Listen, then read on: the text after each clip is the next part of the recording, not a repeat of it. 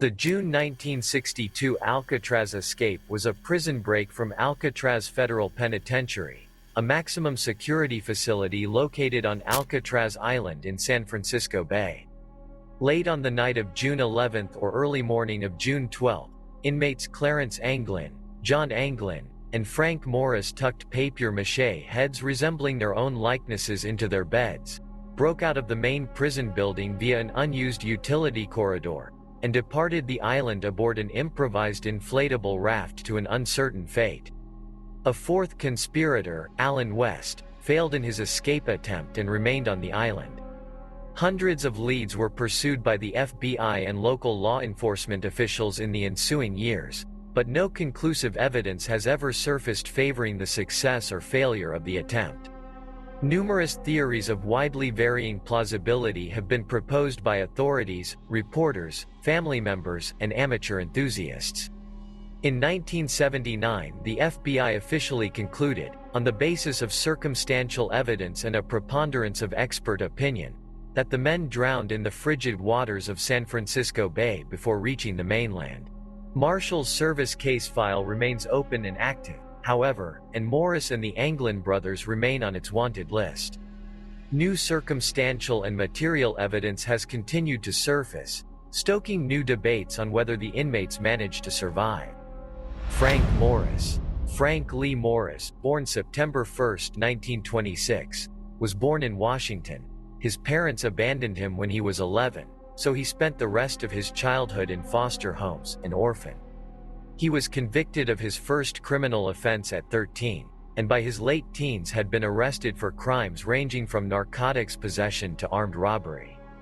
He spent most of his early years in jail serving lunch to prisoners. Later, he was arrested for grand larceny in Miami Beach, car theft, and armed robbery. Morris reportedly ranked in the top 2% of the general population in intelligence, as measured by IQ 133 testing.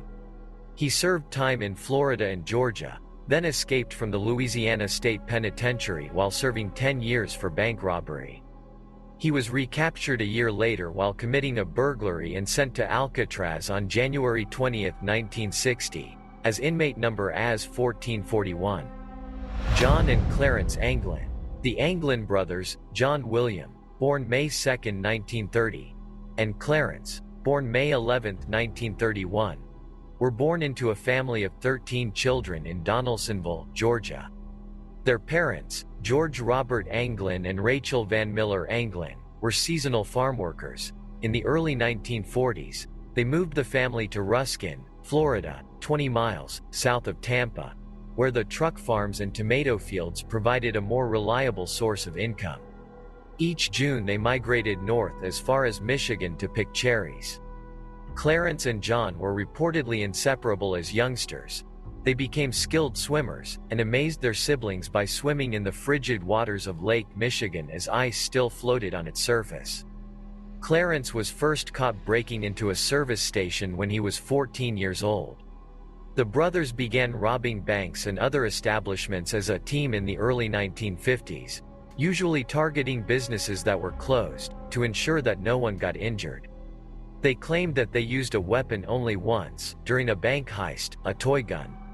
In 1958, John, Clarence, and Alfred Anglin robbed the Columbia Savings Bank building in Columbia, Alabama. All received 35-year sentences, which they served at Florida State Prison, Leavenworth Federal Penitentiary, and then Atlanta Penitentiary. After repeated attempts to escape from the Atlanta facility, John and Clarence were transferred to Alcatraz. John arrived on October 24, 1960, as inmate AZ-1476, and Clarence on January 10, 1961, as inmate AZ-1485. Alan West, March 25, 1929 to December 21, 1978, was born in New York City. West was arrested over 20 times throughout his lifetime. He was imprisoned for car theft in 1955, first at Atlanta Penitentiary, then at Florida State Prison. After an escape attempt from the Florida facility, he was transferred to Alcatraz in 1957 at the age of 28 and became inmate AZ 1335.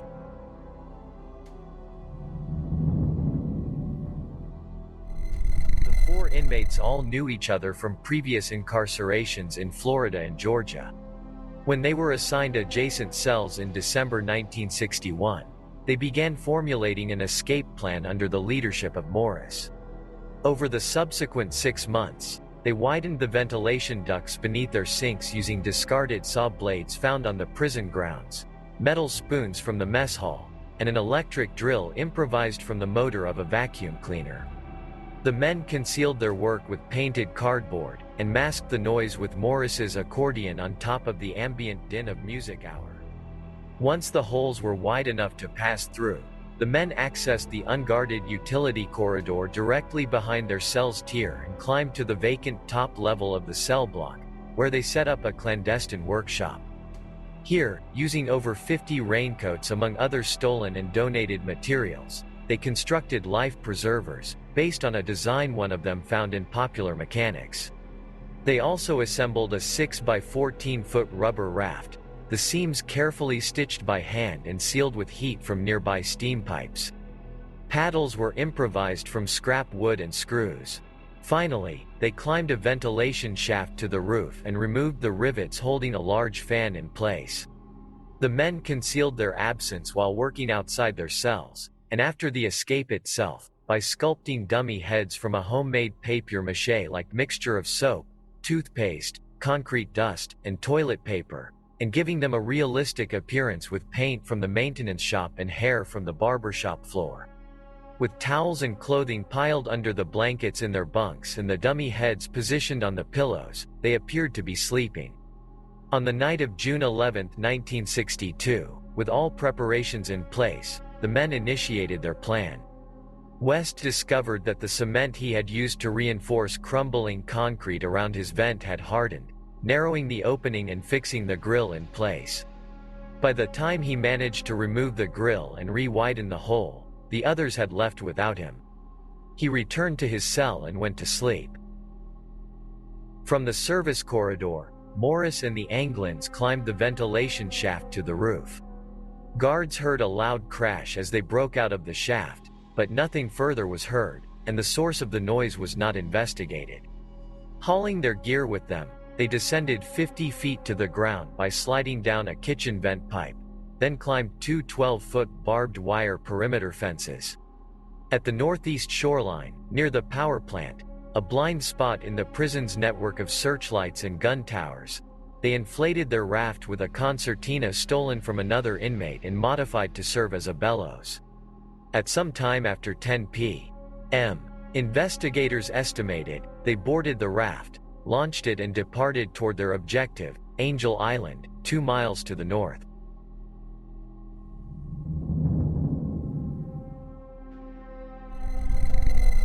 The escape was not discovered until the morning of June 12 due to the successful dummy head ruse. Multiple military and law enforcement agencies conducted an extensive air, sea, and land search over the next 10 days. On June 14, a Coast Guard cutter picked up a paddle floating about 200 yards off the southern shore of Angel Island. On the same day and in the same general location, workers on another boat found a wallet wrapped in plastic complete with names, addresses, and photos of the Anglins' friends and relatives.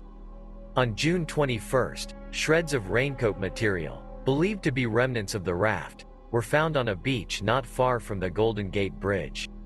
The following day, a prison boat picked up a deflated life jacket made from the same material 50 yards off Alcatraz Island. According to the final FBI report, no other physical evidence was found. FBI agents surmised early on that the men had drowned. They cited the fact that the individual's personal effects were the only belongings they had, and the men would have drowned before leaving them behind. However, no human remains were found at the time. On July 17, a month after the escape, a Norwegian ship, SS Norefell, spotted a body floating in the ocean 15 nautical miles from the Golden Gate Bridge. The ship did not retrieve the body and did not report the sighting until October. San Francisco County Coroner Henry Turkle cast doubt on speculation that it could have been one of the escapees, emphasizing the improbability that a body would still be floating on the surface of the ocean after more than a month. Instead, Turkle proposed that the corpse may have been that of Cecil Philip Harriman, a 34-year-old unemployed baker who had jumped from the Golden Gate Bridge 5 days earlier.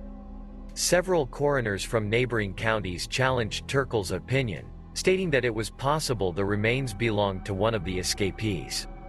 FBI investigators announced their official position that, while it was theoretically possible for the men to have reached Angel Island, the odds of their having survived the turbulent currents and frigid waters of the bay were negligible. According to the final FBI report, West said that they had planned to steal clothes and a car upon reaching land, but no such thefts were reported in the immediate area.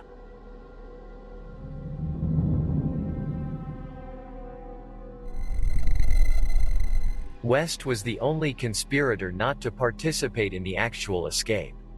He fully cooperated with the investigation and was therefore not charged for his role. West was transferred to McNeil Island, Washington, when Alcatraz was deactivated in 1963, and later, back to Atlanta Penitentiary. After serving his sentence, followed by 2 additional sentences in Georgia and Florida, he was released in 1967, only to be arrested again in Florida the following year on charges of grand larceny. At Florida State Prison, he fatally stabbed another inmate in October 1972, in what may have been a racially motivated incident.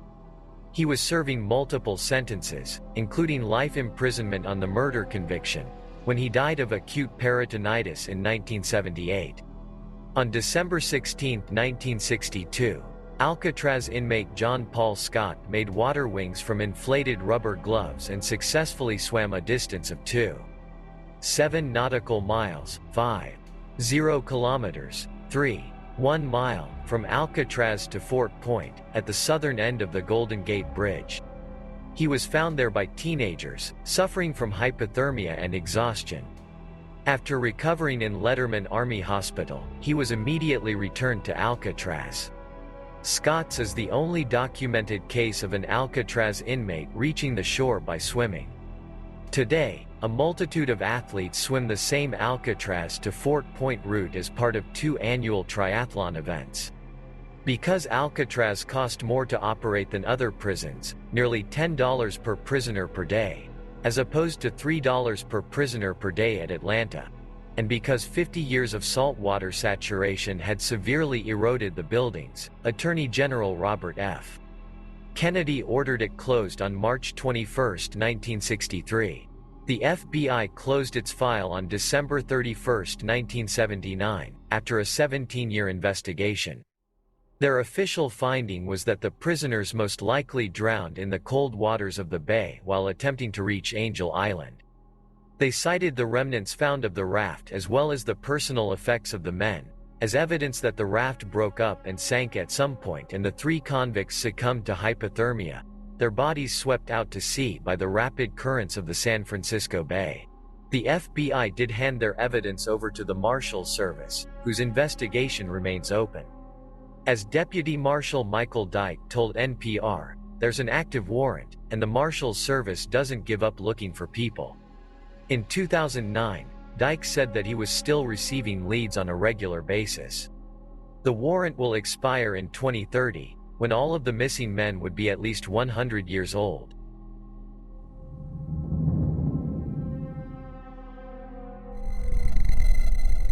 In January 1965, the FBI investigated a rumor that Clarence Anglin was living in Brazil. Agents were dispatched to South America but found no direct evidence that he was there. A man called the Bureau in 1967, claiming to have been Morris's classmate and to have known him for 30 years. He said he had bumped into him in Maryland and described him as having a small beard and mustache, but refused to give further details. Family members of the Anglin brothers occasionally received postcards and messages over the years. Most were unsigned. One was signed Jerry and another Jerry and Joe. The family also produced a Christmas card, purportedly received in the family mailbox in 1962, saying, "To Mother, from John. Merry Christmas." Another of the Anglin's 11 siblings, Robert, also said that sometimes the phone would ring and all that could be heard was breathing on the other end.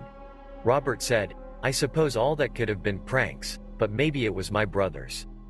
The mother of the Anglin brothers received flowers anonymously every Mother's Day until her death in 1973, and two very tall, unusual women in heavy makeup were reported to have attended her funeral.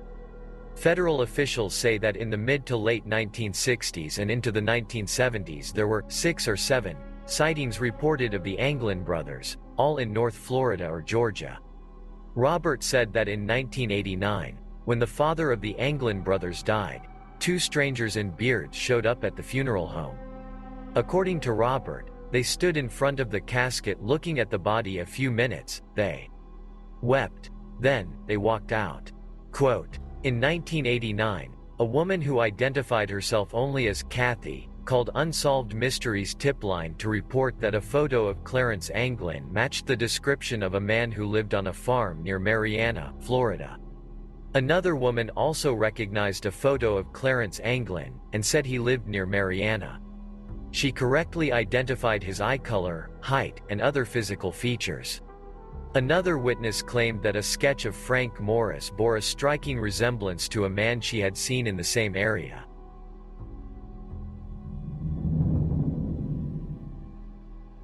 A day after the escape, a man claiming to be John Anglin called a lawyer, Eugenia McGowan, in San Francisco to arrange a meeting with the marshal's office. When McGowan refused, the caller terminated the phone call. Robert Kecke, a San Francisco police officer, said that at 1:00 a.m. on the morning of June 12, he saw an illegal boat in the bay near Alcatraz. A few minutes later, the boat left, heading under the Golden Gate Bridge. This led to speculation that the prisoners might have enlisted outside Confederates to pick them up. The FBI dismissed Kecke's account out of hand. In 1993, a former Alcatraz inmate named Thomas Kent told the television program America's Most Wanted that he had helped plan the escape, and claimed to have provided significant new leads to investigators. He said that Clarence Anglin's girlfriend had agreed to meet the men on shore and drive them to Mexico. He declined to participate in the actual escape, he said, because he could not swim. Officials were skeptical of Kent's account, because he had been paid $2,000 for the interview. A man named John Leroy Kelly dictated an extended deathbed confession to his nurse in 1993. Kelly claimed that he and a partner picked up Morris and the Anglins in a boat and transported them to the Seattle, Washington area. Later, under the guise of transporting them to Canada, Kelly and his partner murdered the escapees to get the $40,000 their families had collected for them. At a location in Seattle where Kelly claimed the 3 escapees were buried, no human remains were found. A 2003 Mythbusters episode on the Discovery Channel tested the feasibility of an escape from the island aboard a raft constructed with the same materials and tools available to the inmates, and concluded that it was possible. A 2011 documentary on the National Geographic Channel entitled Vanished from Alcatraz reported that contrary to the official FBI report, a raft was discovered on Angel Island on June 12, 1962, the day after the escape. Footprints were allegedly found leading away from the raft. Furthermore, a 1955 blue Chevrolet, California license plate KPB 076, was reported stolen in Marin County the same day, a claim corroborated by contemporaneous stories in the Humboldt Times and the San Francisco Examiner. The following day, a motorist in Stockton, California, 80 miles east of San Francisco, reported to the California Highway Patrol that he had been forced off the road by 3 men in a blue Chevrolet. The same year, an 89-year-old man named Bud Morris, who claimed he was a cousin of Frank Morris, said that on 8 or 9 occasions prior to the escape he delivered envelopes of money to Alcatraz guards, presumably as bribes. He further claimed to have met his cousin face to face in a San Diego park shortly after the escape. His daughter, who was 8 or 9 years old at the time, said she was present at the meeting with Dad's friend, Frank, but had no idea about the escape.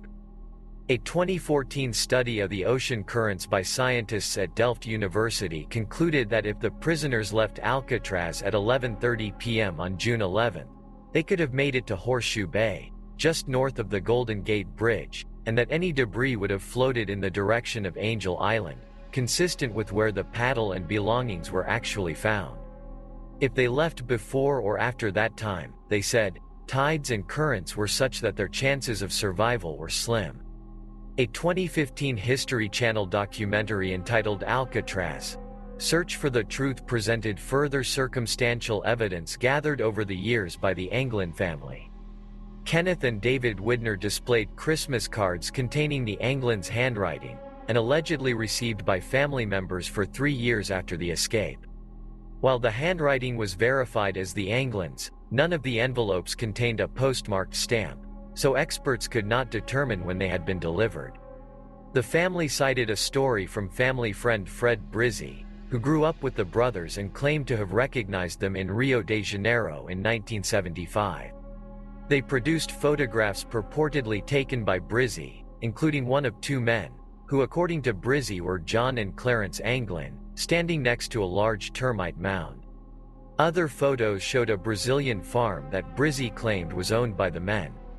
Forensic experts working for the family confirmed that the photos were taken in 1975, and asserted that the 2 men were, more than likely, the Anglins, although the age and condition of the photo, and the fact that both men were wearing sunglasses, hindered efforts to make a definitive determination. Brizzi also presented an alternative escape theory. Rather than use the raft to cross the bay, he said, they paddled around the island to the boat dock, where they attached an electrical cord, which was reported missing from the dock on the night of the escape, to the rudder of a prison ferry that departed the island shortly after midnight, and were towed behind it to the mainland. Art Roderick, a retired deputy marshal who had once headed the investigation and later worked with the Anglin family, called Brizzi's photograph of the 2 men, absolutely the best actionable lead we've had, but added, it could still all be a nice story which isn't true, or the photograph could be a misdirection, aimed at steering the investigation away from the Anglins' actual whereabouts. Michael Dyke, the last deputy marshal assigned to the case, said Brizzi was a drug smuggler and a conman, and was suspicious of his account. Brizzi's widow declared that she never heard him mention seeing the Anglin brothers in Rio, and admitted that he was a conman who was prone to making up stories. An expert working for the U.S. Marshals Service did not believe the photograph was legitimate. Dyke said measurements of the physical characteristics of the Anglin brothers indicate that they are not the men in the Brazil photo, but he acknowledged the difficulty in making a definitive determination and ruling it out as a valid lead. In January 2020, an Irish creative agency and AI specialists at Identiv used facial recognition techniques to conclude that the men in the photo were John and Clarence Anglin. Robert Anglin reportedly told family members before his death in 2010 that he had been in contact with John and Clarence from 1963 until approximately 1987. Surviving family members, who said they have heard nothing since Robert lost contact with the brothers in 1987, announced plans to travel to Brazil to conduct a personal search, but Roderick cautioned that they could be arrested by Brazilian authorities because the Alcatraz escape remains an open Interpol case. In 2018, the FBI confirmed the existence of a letter, allegedly written by John Anglin and received by the San Francisco Police Department in 2013. The writer asserted that Frank Morris died in 2008 and was buried in Alexandria under a different name, and Clarence Anglin died in 2011. His purpose in writing the letter, he said, was to negotiate his surrender in exchange for medical treatment of his cancer. The letter's authenticity was deemed inconclusive. In a 2019 episode of the series Mission Declassified, investigative journalist Christoph Putzel corroborated much of the information released by the FBI and other sources, including the raft found on Angel Island. He quoted various reports mentioning a blue Chevrolet, of the same description as the one stolen after the escape, spotted in Oklahoma, Indiana, Ohio, and South Carolina, where, 3 months after the escape, 3 men matching the escapees' description attempted to acquire a residence in the woods.